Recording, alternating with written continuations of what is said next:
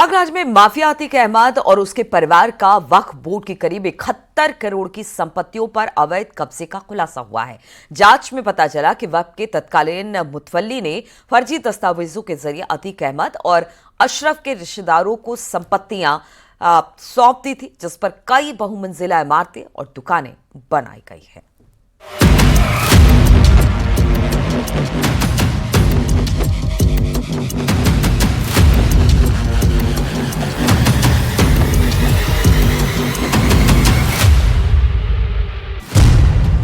वक्फ की जमीन पर माफिया का कब्जा।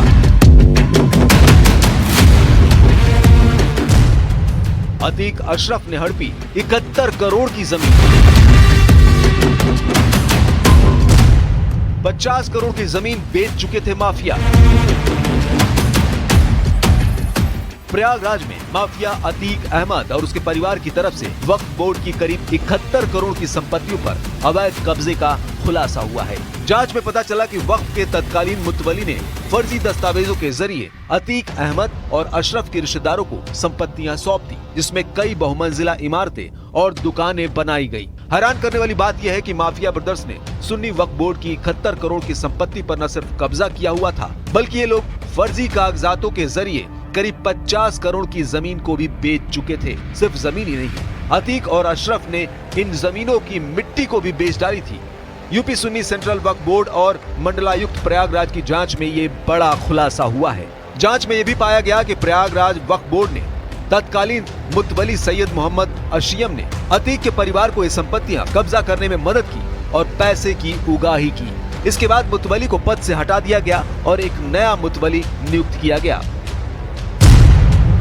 वक्फ की जिन जमीनों पर माफिया ने कब्जा किया था, उनमें जीटी रोड पर 9 दुकानें और पीछे का मकान है, जिस पर माफिया मोहम्मद अशरफ के साले मोहम्मद तारिक का कब्जा है, जिसकी कीमत 2 से 3 करोड़ रुपए है। जीटी रोड पर ही करीब 20 करोड़ की संपत्तियों पर अशरफ के रिश्तेदारों का कब्जा है।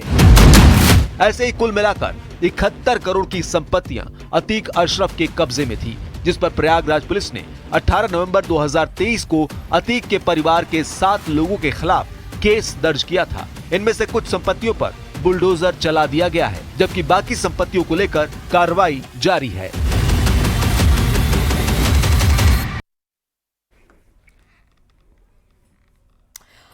और वक्फ संशोधन बिल के पास होने के बाद कई राजनीतिक पार्टियां और मुस्लिम पर्सनल लॉ बोर्ड भले ही इसका विरोध कर रहे हों, लेकिन राष्ट्रीय पसमानदा मुस्लिम समाज इसके समर्थन में सरकार के साथ खड़ा है। ऑल इंडिया पसमानदा मुस्लिम समाज के राष्ट्रीय उपाध्यक्ष वसीम राइन ने इस कानून का विरोध करने वालों पर करारा प्रहार किया। उन्होंने सरकार से वक्फ की जमीनों पर कब्जा करने वालों की लिस्ट को सार्वजनिक करने और वक्फ की संपत्तियों को कब्जा मुक्त कराने की अपील की है।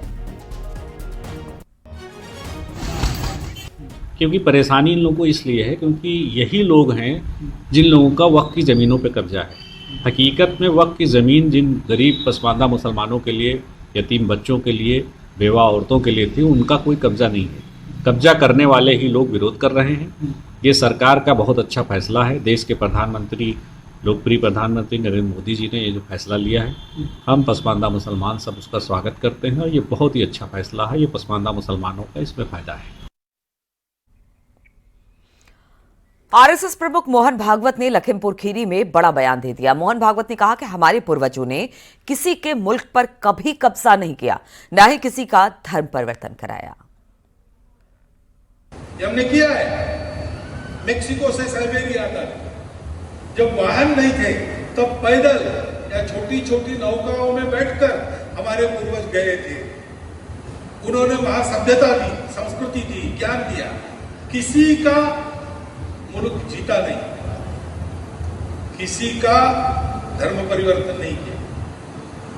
हमने उनको अध्यात्म दिया। उपासना आपका तरीका, जो आपके पास है ठीक है, जाकी रहे भावना जैसे, क्योंकि अलग अलग रूपों को आप पूछते हो, लेकिन रूपों में मत फंसो। उसके पीछे जो है वो एक ही है। बीजेपी विधायक नीलकंठ तिवारी का धरहरा मस्जिद में झाड़ू लगाते हुए वीडियो सामने आया। विधायक समर्थकों के साथ नारेबाजी करते हुए मस्जिद परिसर में झाड़ू लगाते दिखे। आपको बता दें कि ये मस्जिद एएसआई के अधीन है और इससे जुड़ा मामला कोर्ट में लंबित है। सोमवार सुबह का ये वीडियो बताया जा रहा है जब विधायक नीलकंठ तिवारी अपने क्षेत्र में स्वच्छता अभियान चला रहे थे। इस अभियान की शुरुआत उन्होंने पंचगंगा घाट और बिंदु माधव मंदिर क्षेत्र से की। इसके बाद वो सीधे धरहरा मस्जिद पहुंचे और वहां झाड़ू लगाते नजर आए।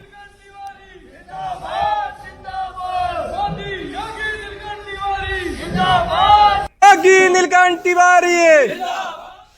और गोंडा के कनलगंज कोतवाली क्षेत्र में एक तेज रफ्तार स्कॉर्पियो पलट गई। हादसे में गाड़ी सवार लोग घायल हो गए। हादसे का पूरा वाकया पेट्रोल पंप पर लगे सीसीटीवी कैमरे में कैद हो गया। गोंडा लखनऊ हाईवे पर भभुआ चौकी से पहले स्थित पेट्रोल पंप के पास हुई हादसे में एक स्कॉर्पियो पूरी तरह से क्षतिग्रस्त हो गई। स्कॉर्पियो के परखच्चे उड़ गए, लेकिन गनीमत रही कि उसमें बैठे सभी लोग सुरक्षित बच गए। 2 लोगों को मामूली चोटें आने की बात बताई जा रही है।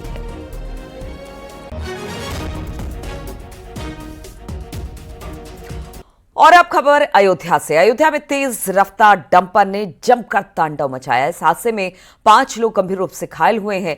बाद में इनमें से एक की मौत भी हो गई। घायलों को तत्काल अस्पताल में एडमिट कराया गया, जहां पर गंभीर रूप से दोनों लोगों को हायर सेंटर इलाज के लिए रेफर कर दिया गया। इसके अलावा ट्रॉमा सेंटर 2 लोगों को भेजा गया है। घटना की जानकारी मिलने पर मौके पर पुलिस ने आरोपी ड्राइवर को हिरासत में ले लिया और दुर्घटना स्थल पर डंपर को कब्जे में लिया।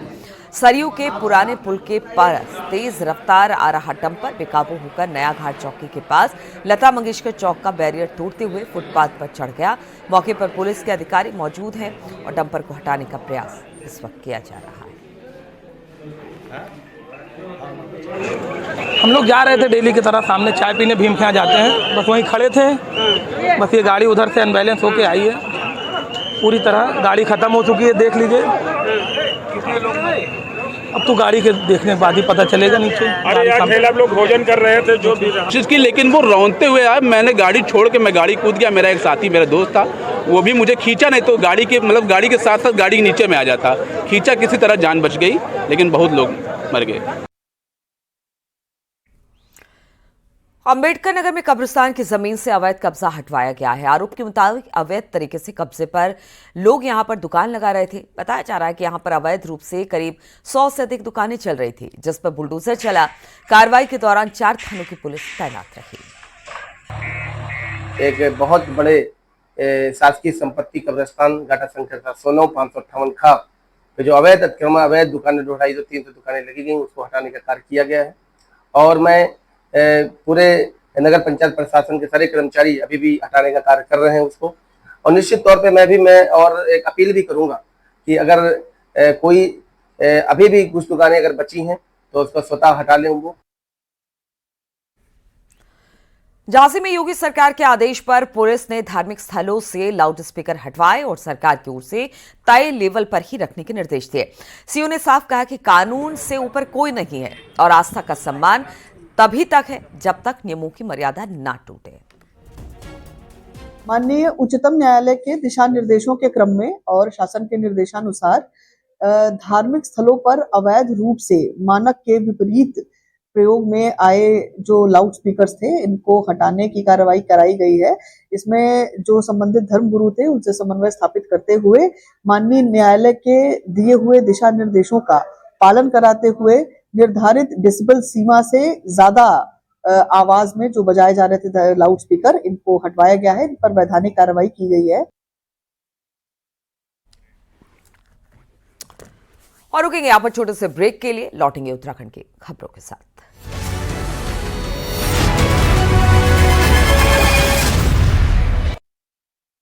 Acidity heart. आप देख रहे हैं न्यूज़ 18 उत्तर प्रदेश उत्तराखंड।